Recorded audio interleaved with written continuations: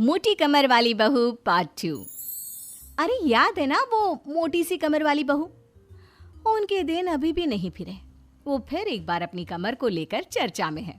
कैसे? देखिए। क्या करूं, मेरी मोटी कमर का सब मजाक उड़ाते हैं। माँ जी तो ऐसे करती है जैसे मैं कोई डायन हूँ। ना कहीं साथ ले जाती है, ना ही किसी से मुझे मिलवाती है। अरे मीना, तो कोशिश क्यों नहीं करती कि तेरी कमर थोड़ी पतली हो जाए? अब देख ना, मेरे ऑफिस में भी उस दिन तेरा कितना मजाक बना था, याद है ना? मीना को पति से ये उम्मीद तो बिल्कुल नहीं थी। वो सोच में पड़ जाती है कि आखिर क्या लुक्स ही मायने रखते हैं?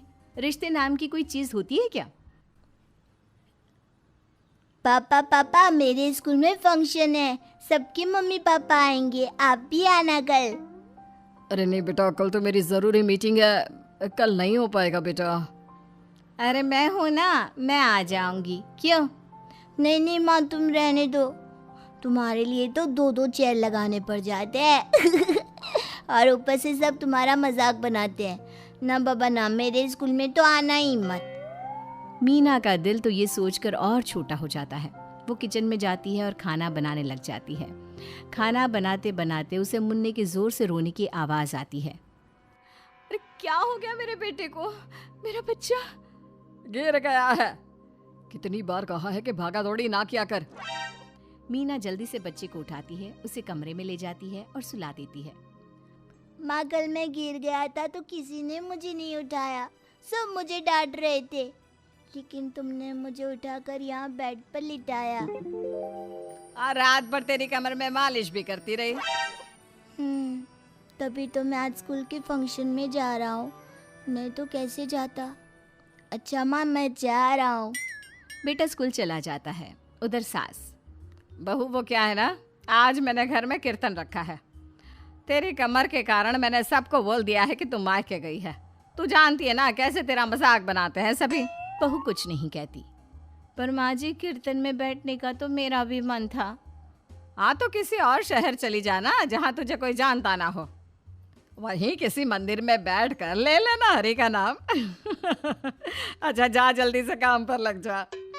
मीना को सास की बात पर रोना आता है, लेकिन देखिए किया भी क्या जा सकता है। हमारे यहाँ तो ये रिवाज है ना, जिसका चेहरा अच्छा वो राजा, नहीं तो सब रंग। घर में औरतें आने लगती है, सब एक एक कर कीर्तन में बैठ जाती हैं। अरे मुन्ना जा, तो किचन में मैंने प्रसाद बना कर रखा है, ले आ। अरे क्या क्या कर लेती हो बहन जी, एक तुम्हारी बहू है बस कमर का कमरा बनाए बैठी है। ये नहीं कि ससुराल में रहकर काम काज निपटाए, जब देखो तब मायके की हवा खाने पहुंची रहती है। तभी दूसरी कहती है, मैंने तो घर में मना कर दिया था कि कोई खाना नहीं खाना, बहन जी के घर कीर्तन है, मैं सबका खाना लेकर आऊंगी। लेकिन यहाँ तो लग रहा है कि प्रसाद के भी लाले पड़े हैं। अरे कर देना पागलों वाली बात, खाना भी बना कर रखा है मैंने। अरे कमला, जा जाकर कीर्तन के बाद जो मैंने खाना बनाया है ना, सबको लगा देना अरे बहू से ज्यादा तो आपके साथ ये कमला ही रहती है। हाँ तो क्या, अब नौकरानी से करवा देती बेटे की शादी कमला किचन में जाती है, जहाँ बेचारी मीना पसीने से तर खाना पीना और किचन के काम में लगी होती है। कैसी हो भाभी, ऐसी सास के साथ कैसे गुजारा कर रही हो? पता है बाहर कह रही है कि सारा खाना और प्रसाद उन्होंने बनाए हैं। अरे कोई बात नहीं ना कमला, वो क्या है ना, मेरी कमर मोटी है, इसलिए वो मुझे किसी के सामने नहीं ले जा सकती हैं। अरे तो मैं कौन सी सुस्मिता सेन हूँ, लेकिन देखो मेरी सास मुझे कितने गर्व से मिलाती है सभी से। देखो मीना भाभी, आपको सबने ये बता रखा है कि आप अच्छी नहीं हो, सुंदर नहीं हो, लेकिन बात ये कि आपका चेहरा इतना प्यारा है कि क्या कहूँ। पता है भाभी, आपके चेहरे के नूर से तो सारा मोहल्ला रोशन है। मीना को बहुत दिनों के बाद किसी के प्यार के 2 बोल सुनने मिले थे। वो खुश हो जाती है और कमला से दिल से बात करने लगती है। पता है कमला, जब मैं कॉलेज में थी ना, तो एक बार मेरी तस्वीर अखबार में छपी थी। मैं फूलों की प्रदर्शनी देखने गई थी, तो वहाँ किसी ने फूल के साथ मेरी फोटो खींची थी और लिखा था फूल से भी सुंदर। लेकिन अभी भाभी आप ऐसी हो, फूल से भी सुंदर। अरे कमर मोटी है तो क्या हो गया, क्या सब में सारी खूबियां होती है? अपनी सास को ही देख लो, ऐसा लगता है जैसे चूल्हे में कोयला जल गया हो। भैया भी माना पतले हैं, लेकिन है तो माँ की तरह काले ही ना। वो तो भला हो भगवान का कि मुन्ना आप पर गया है, गोरा और सुंदर। मीना को कमला की बात समझ में आ रही थी।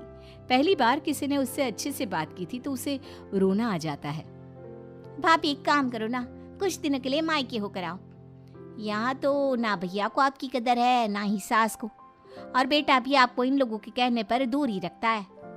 मीना को कमला की बात ठीक लगती है। सारा कीर्तन निपट जाता है और उसके बाद अरे बहन जी मान गए, इतना सारा खाना और प्रसाद बनाने के बाद भी आपको देख के लगता नहीं कि आप एक बूंद भी थकी हो, बिल्कुल फ्रेश। बस बहन जी मैं तो हूँ ही कुछ ऐसी ही। सभी चले जाते हैं। तब जाकर मीना किचन से बाहर आती है। अरे कहाँ जा रही है? थक गई हूँ मैं, चाय लेकर आ जा। माँ जी चक्कर आ रहा है, सर दुख रहा है, कब से किचन में बंद थी, गर्मी में पसीना भी बहुत आ रहा था, जरा कमरे तक जाकर पसीना सुखा लूं। अरे तो होती ना कम सिन कमर की मालकिन, बिठा देती मैं सबके सामने।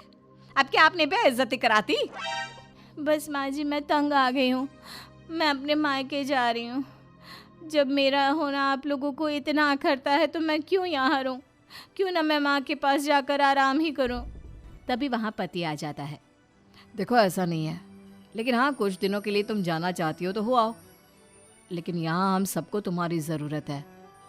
मीना पति की इजाज़त के बाद मायके जाती है, लेकिन वहाँ भी भाभी।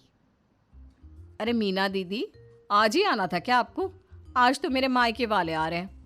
दीदी आपकी कमर का मजाक फिर बनाएंगे वो लोग। अरे मीना एक फोन तो कर देती आने से पहले। अरे मीना क्या हाल बना रखा है शरीर का, कितनी प्यारी बच्ची थी हमारी, क्या हाल कर लिया। मीना को दुख होता है। वो घर के अंदर जाती है जहाँ दीदी आप तो दलिया लेंगी ना? सबके लिए वैसे आलू के पराठे बने हैं, मैं जानती हूँ आपके फेवरेट हैं आलू के पराठे, लेकिन अब आपका शरीर ऐसा है कि आप तो दलिया ही खाओ। मीना को समझ में नहीं आ रहा था कि ये क्या हो रहा है। हर कोई जो अपना है वो क्यों उससे ऐसा व्यवहार कर रहा है। मीना दुखी होकर पास में रहने वाली अपनी सहेली के घर जाती है। सहेली का पति बोल पड़ता है, अरे ये कौन है, कौन है ये? मुझे इसी की तो तलाश थी। मीना उसके पति के इस तरह के रिएक्शन से परेशान होकर वापस जा रही होती है कि अरे मीना बिना मिले ही जा रही हो? ये तुम्हारे पति है ना, ऐसे कैसे चिल्ला रहे हैं मुझे देखकर। पता नहीं क्यों जी, मेरी सहेली को देखकर क्यों चिल्ला रहे हो? अरे रीना मेरी फिल्म की हीरोइन मिल गई, यही तो है वो लड़की, प्यारी सी सुंदर सी मोटी कमर वाली। अरे हाँ, मीना तो बिल्कुल उस लड़की जैसी है जो आपकी फिल्म की कहानी है। ये क्या बोले जा रहे हो तुम लोग? मीना मेरे पति बहुत बड़ी फिल्म की डायरेक्टर है, पता है ना तुम्हें? और मैं एक बहुत बड़ी फिल्म बना रहा हूँ शाहरुख खान के साथ। मैं चाहता हूँ कि तुम उसकी हीरोइन बनो। हाँ मीना हाँ, प्लीज ना मत कहना, और इसके लिए तुम्हें करोड़ों रुपए भी मिलेंगे। मीना मन में सोचती है कि जो दुनिया उसे मोटा और भद्दा कहती थी, उसे जवाब देने का यही एक रास्ता है। मीना फिल्म में काम करने के लिए हाँ कर देती है और फिर सारे शहर में मीना की फोटो शाहरुख खान के साथ लग जाती है।